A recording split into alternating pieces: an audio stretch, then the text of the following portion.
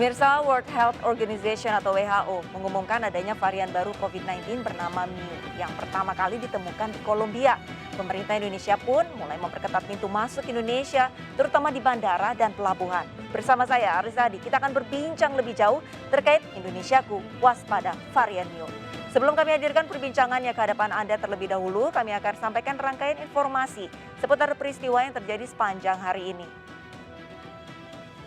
Pemirsa, kedapatan melanggar protokol kesehatan pembelajaran tatap muka di SDN 05 Jagakarsa, Jakarta Selatan dihentikan sementara. Dinas Pendidikan DKI Jakarta akan melakukan evakuasi sebelum kembali mengizinkan guru dan siswa di sekolah ini melaksanakan pembelajaran tatap muka. Suasana di SDN 05 Jagakarsa, Jakarta Selatan nampak sepi. Sekolah ini ditutup karena pelanggaran protokol kesehatan. Pihak sekolah mengakui ada pelanggaran protokol kesehatan, yakni sejumlah siswa yang tidak menggunakan masker. Pelanggaran prokes dilakukan siswa kelas 1, 2, dan 3. Saat ini pihak sekolah tengah menanti pemberitahuan lebih lanjut dari Dinas Pendidikan dan berharap sekolah dapat kembali dibuka secepatnya.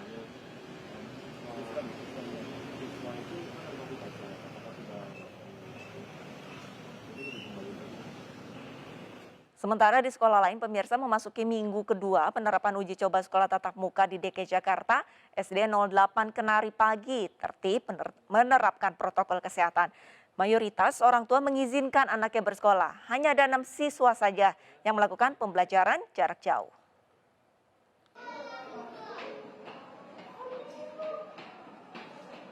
Salah satu dari 610 sekolah yang menjalankan pembelajaran tatap muka di DKI Jakarta adalah SDN 08 Kenari Pagi, Senen, Jakarta Pusat. Di minggu kedua PTM ini, protokol kesehatan ketat masih diterapkan bagi siswa sebelum memasuki kelas. Mayoritas orang tua mengizinkan anaknya untuk menjalani PTM terbatas, tercatat hanya 6 siswa yang hari ini menjalani pembelajaran jarak jauh atau online karena sekolah ini juga menerapkan sistem blended learning atau pembelajaran campuran.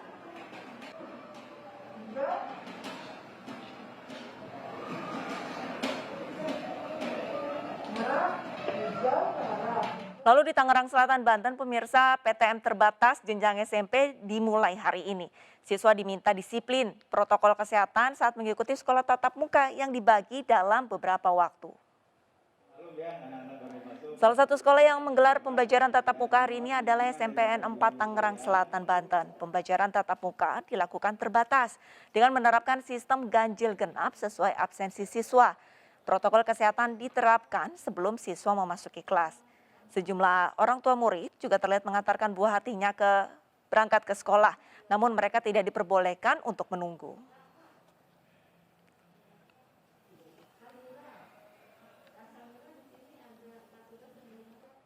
Ke informasi selanjutnya, pemirsa, hebohnya kebocoran data di aplikasi Peduli Lindungi membuat sejumlah pengelola mal di Bali khawatir dan menunda pelaksanaan aplikasi Peduli Lindungi bagi pengunjung mal. Pemerintah Bali sendiri hingga kini masih memutuskan untuk menutup pusat perbelanjaan dan mal. Hanya ada sejumlah tenan sektor esensial dan kritikal di dalam mal yang diizinkan untuk beroperasi. Selain wilayah Provinsi Bali yang masih dalam status PPKM level 4, data aplikasi Peduli Lindungi yang diduga bocor menimbulkan kekhawatiran dan rawan akan pemalsuan. Saat ini pengelola mal yang tergabung dalam Asosiasi Pengelola Pusat Belanja Indonesia Bali baru mengimbau pengunjung mal agar memasang aplikasi Peduli Lindungi di ponsel mereka dan belum menerapkan penggunaan aplikasi. Meski demikian, pemerintah Provinsi Bali meyakini pemerintah pusat akan melakukan perbaikan aplikasi Peduli Lindungi yang juga dapat mencegah pemalsuan sertifikat vaksin tersebut. Sebelumnya, hebohnya dugaan kebocoran data pengguna di aplikasi Peduli Lindungi terjadi setelah sertifikat vaksin milik Presiden Joko Widodo menyebar di media sosial. Kebocoran data ini menimbulkan kekhawatiran banyak pihak terhadap pemalsuan data dan sertifikat vaksin. Nanti kalau masuk mall, syaratnya harus sudah divaksin, jadi tidak usah kita menunjukkan kartu. Ini sebenarnya kan hanya alat untuk satu, untuk mempercepat, kedua, untuk lebih validkan. Tentu ada hal-hal yang kurang kita benahi, bukan berarti kita tidak jadi gitu ya. Level 2 PPKM, sejumlah objek wisata di Jepara, Jawa Tengah kembali dibuka. Disayangkan masih banyak warga yang tidak mematuhi protokol kesehatan, berkerumun dan tidak menggunakan masker. Objek wisata Pantai Bandengan di Jepara, Jawa Tengah kembali dibuka. Pantai Bandengan kembali dibuka setelah status PPKM di Jepara berada di level 2. Dibukanya Pantai Bandengan disambut antusias warga.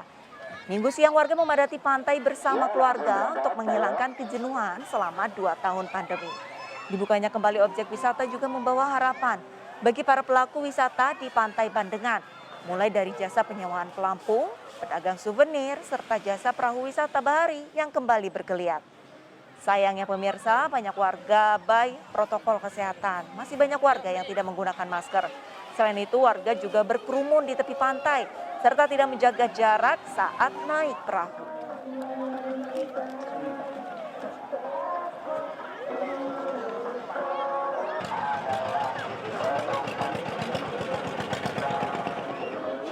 Pemirsa, perbincangan akan kami lanjutkan pada segmen kedua di Indonesia Bicara bersama para narasumber. Tetaplah bersama kami.